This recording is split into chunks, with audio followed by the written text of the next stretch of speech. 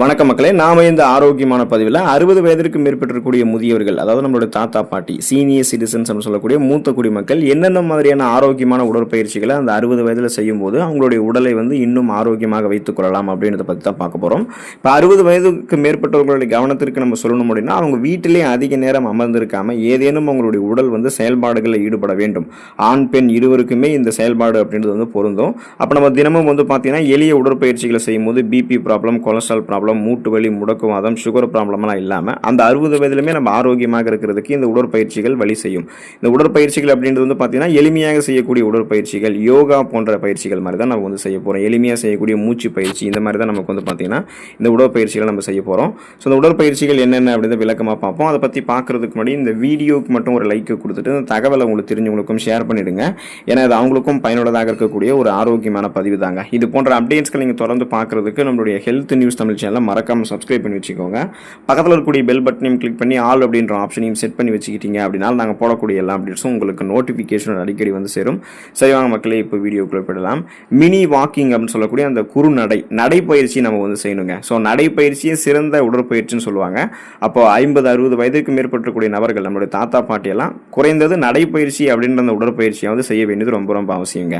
குறைந்த தாக்கத்தை ஏற்படுத்தக்கூடிய உடற்பயிற்சியாக, ஒரு இதயத்தை பாதுகாக்கக்கூடிய உடற்பயிற்சியாக தான் இந்த குறுநடை அப்படின்னு சொல்லக்கூடிய அந்த மினி வாக்கிங் இருக்குங்க. ஸோ இதுக்காக நம்ம அதிக தூரம் நடக்கணும், அதிக மணி நேரங்கள் வேர்க்க விறுவிறுக்கு நடக்கணுமான்னு கேட்டிங்கன்னா அதெல்லாம் கிடையாது. நீங்கள் அதிக தூரமெல்லாம் இல்லாமல் அருகில் இருக்கக்கூடிய ஒரு 100-300 மீட்டருக்குள்ள இருக்கக்கூடிய இடங்களுக்கு 10-15 நிமிடங்கள் நடக்கும்போது இதய ஆரோக்கியம் உங்களுக்கு மேம்படும். ஸோ இந்த 10-15 நிமிடங்கள் அப்படின்றது இதற்கு குறைவாகவும் நடக்கலாம். உங்களால் எந்த அளவுக்கு முடியுதோ அந்த அளவுக்கு மெதுவாக நடந்துட்டு போயிட்டு மெதுவாக நடந்து வரலாம். உங்களுடைய துணைவரோட நீங்கள் மெதுவாக பேசிட்டு, நண்பர்களோட பேசிட்டு போயிட்டு கூட அப்படி நடைப்பயிற்சி நீங்கள் பண்ணலாம். ஸோ சின்னதாக வாக்கிங் அப்படின்றது பண்ணும்போது கொலஸ்ட்ரால் பிரச்சனைலாம் இல்லாமல் இதயம் ஆரோக்கியமாக இருக்கும். ரத்த ஓட்டம் நமக்கு சீரான இருக்கும். கால்களும் நமக்கு வலிமையாக இருக்குங்க. அடுத்ததான் பார்த்தீங்கன்னா நாற்காலி பயிற்சிகள் 60 வயதிற்கு மேற்பட்டவர்கள் செய்யணும். ஸோ அந்த நாற்காலி பயிற்சிகள் அவங்க செய்யும்போது அவங்க பயன்படுத்தக்கூடிய நாற்காலி அப்படின்றது எந்த விதமான சேதமும் அடையாமல் ஒரு முழுமையாக பார்த்தீங்கன்னா உங்களுக்கு கரெக்டாக இருக்கக்கூடிய ஒரு கம்ஃபர்டபுளாக இருக்கக்கூடிய நாற்காலி நீங்கள் பயன்படுத்தணுங்க. இந்த நாற்காலி பயிற்சிகள் எப்படின்னு பார்த்தீங்கன்னா குஷன் மாதிரி இருந்துச்சு அப்படின்னா கூட நீங்கள் கம்ஃபர்டபுளாக உட்கார்ந்து எழுந்திருக்கிறதுக்கு அதை வச்சிருக்கலாம். ஸோ வீட்டில் இருக்கக்கூடிய நாற்காலியில் அமர்ந்து விட்டு எழுந்து மீண்டும் அமரக்கூடிய பயிற்சி தான் நாற்காலி பயிற்சின்னு சொல்லுவோம். இந்த பயிற்சிக்கு பேர் ஸ்குவாட் பயிற்சி. இந்த ஸ்குவாட் பயிற்சியை நீங்கள் செய்யலாம். இதனால் கீழ் உடல் தசைகள் உங்களுக்கு வலுவாகும். தசைகள் சொல்ல போகும்போது உங்களுக்கு அந்த தொடை பகுதி, கால்கள், கால் தசைகள்லாம் வலுவாக இருக்கும்.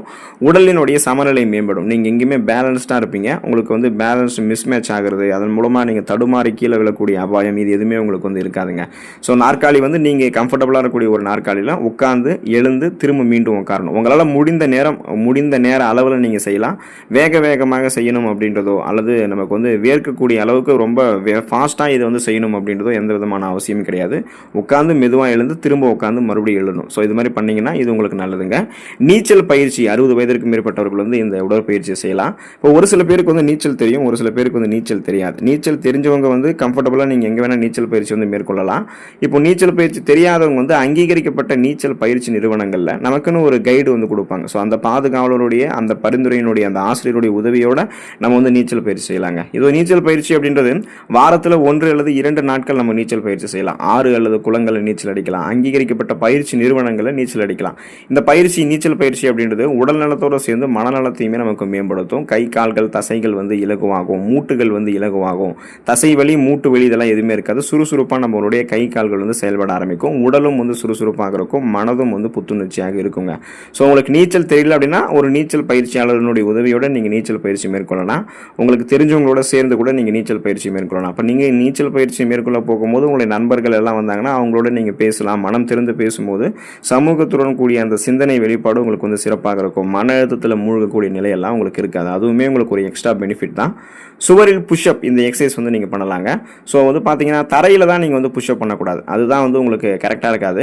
ஆனால் நீங்கள் சுவரில் புஷ்அப் பண்ணக்கூடிய இந்த எக்ஸசைஸ் பண்ணலாம். மேல் உடலினுடைய தசைகளை வலுப்படுத்துறதுக்கு சுவரில் புஷ்அப் செய்யலாம். இதனால் அதிக ஆற்றல் நீங்கள் பயன்படுத்தணும் அப்படின்றது எந்த விதமான ஒரு தேவையும் கிடையாது. ஆனால் நல்ல ஒரு பயிற்சியாக இந்த சுவரில் புஷ்அப் அப்படின்ற பயிற்சி உங்களுக்கு இருக்குங்க. ஸோ நீங்கள் என்ன பண்ணணும் அப்படின்னா கீழே தரையில் புஷ்அப் பண்ண வேண்டும் அப்படின்றது அவசியம் இல்லை. சுவரில் புஷ்அப் பண்ணாலே போதும்.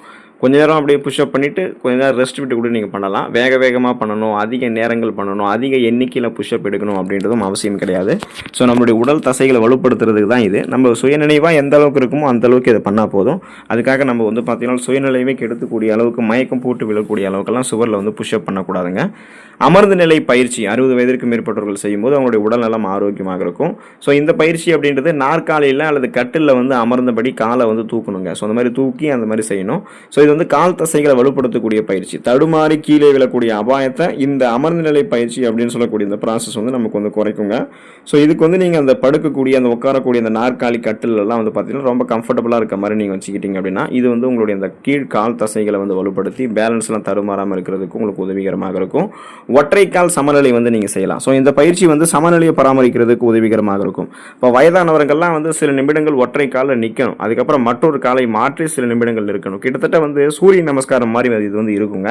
ஆனால் அதுக்காக நீங்கள் சூரியனை வணங்க மாட்டீங்க. ஒரு காலில் நிற்கிறீங்க, அப்புறம் கொஞ்ச நேரம் கழிச்சு இன்னொரு காலில் நிற்கிறீங்க. ஸோ இந்த மாதிரி பண்ணும்போது கீழ் கால் தசைகள் வலுவாக இருக்கும். பாதம் வந்து ஸ்ட்ராங்காக உங்களுக்கு வந்து கீழே தரையோட படிகிறதால பேலன்ஸ் எல்லாம் தடுமாறாமல் நீங்கள் சுறுசுறுப்பாக நிற்பீங்க, நடப்பீங்க, எல்லா வேலையுமே செய்யலாம். கால் நரம்புகள், தசைகள், எலும்புகள் எல்லாமே உங்களுக்கு வந்து வலுப்பெற ஆரம்பிக்கும்.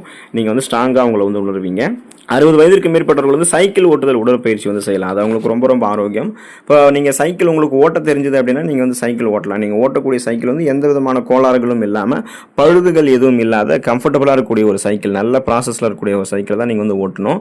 இப்போ உங்களுக்கு வந்து சைக்கிள் ஓட்ட தெரியல அப்படின்னா நீங்கள் வீட்டிலே நிற்கக்கூடிய அந்த சைக்கிளை வந்து ஸ்டாண்டு போட்டபடி ஓட்டலாம். அல்லது நீங்கள் உங்களுக்கு வந்து சைக்கிள் ஓட்ட தெரியும்னா சாலையில் நீங்கள் சைக்கிள் ஓட்டிட்டு போகலாம். இல்லைனா உங்களுக்கு வந்து சாலையில் வந்து சைக்கிளே ஓட்ட தெரியும், பட் இருந்தாலும் வந்து ஒரு சில உடல் வந்து ஒத்துக்க மாட்டிருக்கு. அதனால் ஆனாலுமே உடற்பயிற்சி வந்து சைக்கிள் ஓட்டுதல் செஞ்சாகணும் அப்படின்னா உடற்பயிற்சி உபகரணங்கள் இருக்கும் இல்லையா, அந்த ஃபிக்ஸ்டு சைக்கிள், அதாவது நிலையான சைக்கிளை வாங்கி வீட்டிலேயே வச்சு அதில் வந்து நீங்கள் பயிற்சி பண்ணலாம். அப்போ சைக்கிள் ஓட்டுதல் அப்படின்றது மன அழுத்தத்திலிருந்து உங்களை விடுபட வைக்கும், மன ஆரோக்கியத்தை மேம்படுத்தும், உடல் ஆரோக்கியத்தை மேம்படுத்தும், குறிப்பாக இதய ஆரோக்கியம் உங்களுக்கு மேம்பட ஆரம்பிக்கும்.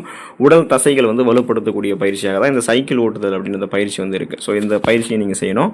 இப்போ 60 வயதிற்கு மேற்பட்டவர்கள் செய்யக்கூடிய உடற்பயிற்சிகளை வந்து நம்ம பார்த்துட்டோம். அப்போ 60 வயதிற்கு மேற்பட்டவர்கள் என்னென்ன உடற்பயிற்சிகளை செய்யக்கூடாது அப்படின்றதையும் நம்ம வந்து தெரிஞ்சுக்கணும். ஏன்னா நம்ம உடற்பயிற்சிகளை வந்து செய்யக்கூடிய உடற்பயிற்சிகளை காட்டிலும் செய்யக்கூடாத உடற்பயிற்சிகள் செய்யாமல் இருக்கணும். அப்போ தான் நமக்கு வந்து நம்மளுடைய உடல் வந்து அந்த 60 வயதிலுமே பார்த்தீங்கன்னா எந்த விதமான தாக்கமும் எந்த விதமான பிரச்சனையும் இல்லாமல் நமக்கு ஆரோக்கியமாக இருக்கும். 50-60 வயதிற்கு மேற்பட்டவர்கள் வந்து கழுத்துக்கு பின்னால் இழுக்கக்கூடிய உடற்பயிற்சிகள்லாம் வந்து தவிர்க்கலாங்க. இந்த டெட் லிஃப்ட் ஒர்க் அவுட்லாம் நீங்கள் வந்து செய்யக்கூடாது. முழங்கால் தோலுக்கு பாதிப்பு ஏற்படுத்தக்கூடிய உடற்பயிற்சிகளை செய்யக்கூடாது. புல்லப் புஷ்அப் வந்து நீங்கள் தவிர்க்கணும் அப்படின்னு தான் சொல்லுவாங்க. இப்போ நீங்கள் வந்து புல்லப் புஷ்அப் வந்து தரையில் தான் பண்ணக்கூடாது, பட் சுவரில் வந்து பண்ணலாம். ரொம்ப வேர்க்கக்கூடிய அளவுக்கெல்லாம் பண்ணாமல் அதிக நேரமெல்லாம் பண்ணலாமல் அளவாக நீங்கள் பண்ணலாம். மூச்சு வாங்காத அளவுக்கு நீங்கள் பண்ணிங்கன்னா அது உங்களுக்கு நல்லது தான். அதுக்கப்புறம் 60 வயதிற்கு மேற்பட்டக்கூடிய நபர்கள் வந்து அதிக எடையை போட்டு செய்யக்கூடிய செஸ்ட் ப்ரெஸ் ஒர்க் அவுட் இருக்குங்க இல்லையா, அந்த ஒர்க் அவுட் வந்து தவிர்க்கணுங்க. வெயிட் லிஃப்டிங் எல்லாம் இந்த மாதிரி உடற்பயிற்சிகளை நம்ம செய்யக்கூடாது. இப்போ பார்த்தீங்கன்னா நீங்கள் ஸ்குவாட்டிங் உடற்பயிற்சிகளையே கூட தவிர்க்கணும்னு சொல்லுவாங்க. ஏன்னா உட்காந்து எழுந்துக்கும் போது பேலன்ஸ் வந்து உங்களுக்கு தடுமாறும் அப்படின்றதுக்காக அதை சொல்லுவாங்க. பட் வந்து வேகமாக தான் நம்ம வந்து உட்காந்து எழுந்திருக்கக்கூடாது, மெதுவாக உட்காந்து எழுந்திருக்கலாம். அதனால் ஸ்குவாட்டிங் உடற்பயிற்சி வந்து நீங்கள் செய்யலாம். வெயிட் லிஃப்ட் எல்லாம் போடாதீங்க. அதே போல் ட்ரெட்மில்ல வந்து நடக்கிறத வந்து நீங்கள் தவிர்க்கணும். ஏன்னா நம்ம 50 வயதை தாண்டும் போதே நமக்கு வந்து இம்பேலன்ஸ் ஏற்படும். இதனால் ட்ரெட்மில்ல நம்ம நடக்கும்போது பேலன்ஸ் வந்து தவறதுக்கு வாய்ப்பு இருக்குது அப்படின்றதால அதை நீங்கள் தவிர்க்கிறது நலம். ஜிம் ஆக்டிவிட்டீஸ் எல்லாம் ஒரு 50-60 வயதிற்கு மேற்பட்டவர்களும் தவிர்க்க வேண்டும். அதே போல் தரையில் அமர்ந்து செய்யக்கூடிய எளிமையான உடற்பயிற்சிகளை வந்து நீங்கள் செய்யுங்க. வேகமாக ஓடுவதெல்லாம் நீங்கள் தவிர்க்கணும். உடற்பயிற்சிகள் அப்படின்றது வந்து மெதுவாகவும் நிதானமாகவும் நீங்கள் செஞ்சீங்க அப்படின்னா அது உடல் நலத்தையும் மேம்படுத்தும், மனநலத்தையுமே உங்களுக்கு மேம்படுத்தும். ஸோ உடற்பயிற்சிகள், எளிய உடற்பயிற்சிகள், யோகா பயிற்சிகள்லாம் செஞ்சு 60 வயதிலுமே நீங்கள் ஆரோக்கியமாக இருக்க பழகிக்கோங்க. அடுத்த ஆரோக்கியமான பதிவில் மறக்காமல் சந்திப்போம். நன்றி மக்களே.